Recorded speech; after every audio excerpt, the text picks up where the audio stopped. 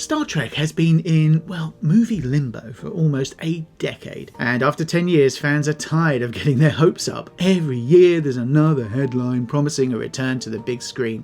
And every year it fizzles out. But this time feels different. Instead of another sequel with the Kelvin crew, Paramount's cooking up something new. A movie that goes back to where it all started. This one is supposed to explore the birth of Starfleet, humanity's first steps into deep space, and how the Federation came to be. It's not another action-packed reboot, it's a look at the moment that changed everything for the franchise. If it works, it could completely reframe how Star Trek's universe began. The kind of movie that could either reignite the fandom or rewrite what we thought we knew about its history. Fans have heard new Star Trek movie so many times that it barely means anything anymore. So when news of this Origins project dropped, people, well, rolled their eyes. Until they realised Paramount actually confirmed it on stage at CinemaCon 2024. No leaks, no rumours, a real announcement. They even have a finished script and a plan to start filming, which almost never happens with Trek projects this early. Sure, well, the timeline's already slipped past early 2025, but the fact it's moving forward at all is a win. After so many false starts, this one feels grounded, with real people attached and the studio backing behind it. It's the first time in years that Trek fans can cautiously believe there's a movie that might actually make it past the talking about it phase and into production. So we've got to keep our fingers crossed, but with a bit of luck, it could well work. But let's see about this, because the cast remains a mystery. One thing that's driving fans a little crazy is the total silence around casting. There hasn't been a single confirmed name attached to Star Trek Origins, not even a hint. Normally, that would be a bad sign, but this time, well, it's likely intentional. The story takes place long before Kirk, Spock or Uhura were even born, which means it'll feature a completely new lineup of characters. Paramount's probably holding off on casting reveals to keep story details under wraps. Whoever lands these roles will have the tricky job of introducing audiences to entirely new faces while still making them feel like they belong in Trek's universe. It's also a smart play to avoid comparisons with the Kelvin crew. So by focusing on unknown or rising actors, the film could build its own identity.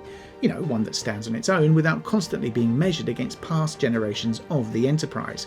Alright, so here's the good news.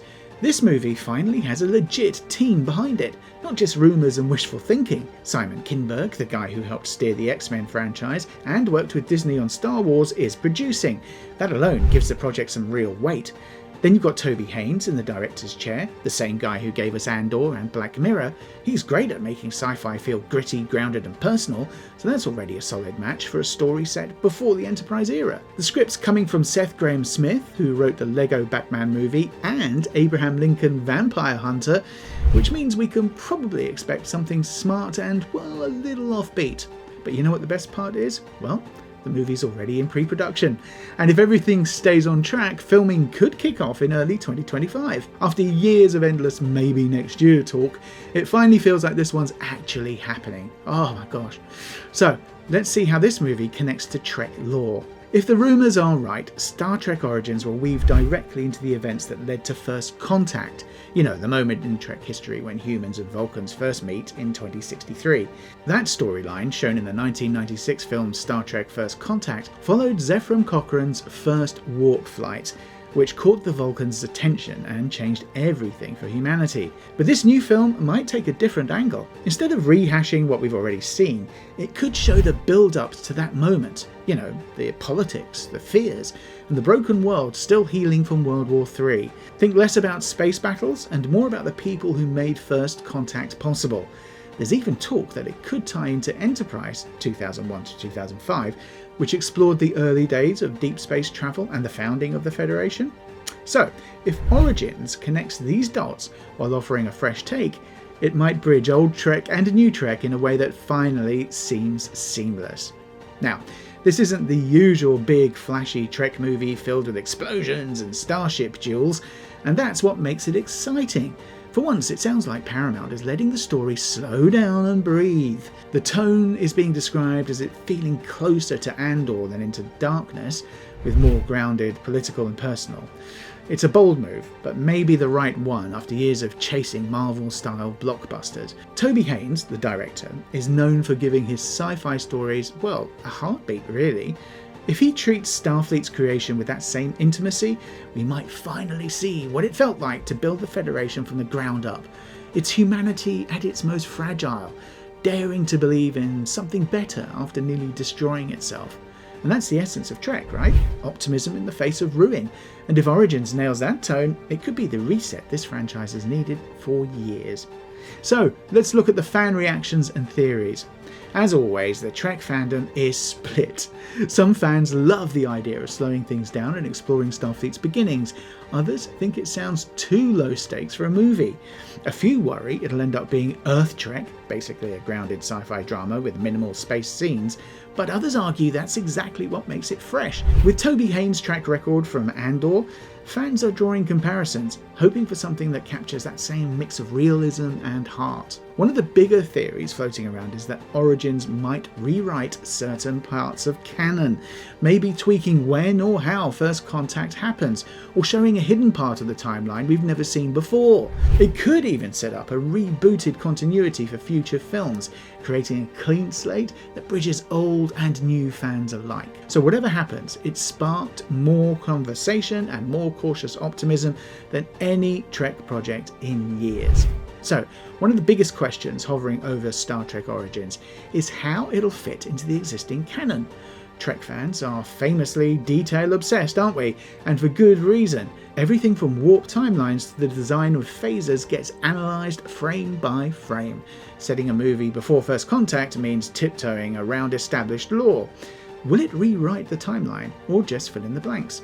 Some insiders hint that it might tweak how humanity's first meeting with the Vulcans actually played out, possibly revealing a darker, more complicated version of events. The idea has split the fan base. Some love the chance to reimagine early Trek history. Others see it as, well, tampering with sacred ground. But if handled with care, it could give fresh emotional weight to what's always been one of the most hopeful turning points in science fiction history. So let's hope they do that properly. But let's look at why a pre-Enterprise story is a smart move.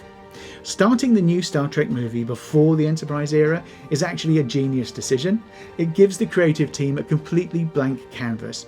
No need to rely on Kirk, Spock, or any of the legacy characters that fans have seen for decades.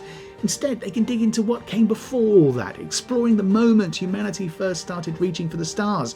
It's the kind of story that can be fresh and familiar at the same time. By moving backward in the timeline, the filmmakers don't have to constantly reference existing canon or live up to past performances. It opens up new storytelling space and lets them show how Starfleet and the Federation were born in a world that wasn't quite ready for it. It's risky, sure, but it's also what Trek has always done best, exploring the unknown, even when that unknown is its own past. So whether this reboot actually works depends on how well it balances nostalgia with something new.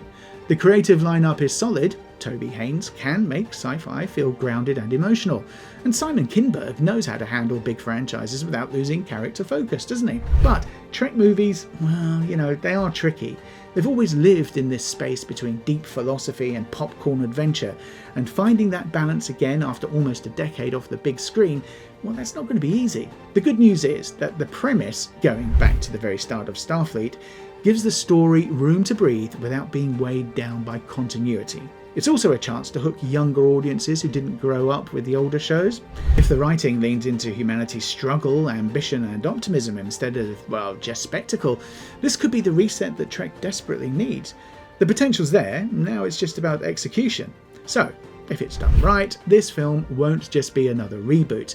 It'll be a return to the heart of the franchise, the optimism, the struggle, and the wonder that made Star Trek more than just generic science fiction. Well, that's a wrap for this video. I'll see you guys in the next one. And don't forget, live long and prosper. See you later. Bye.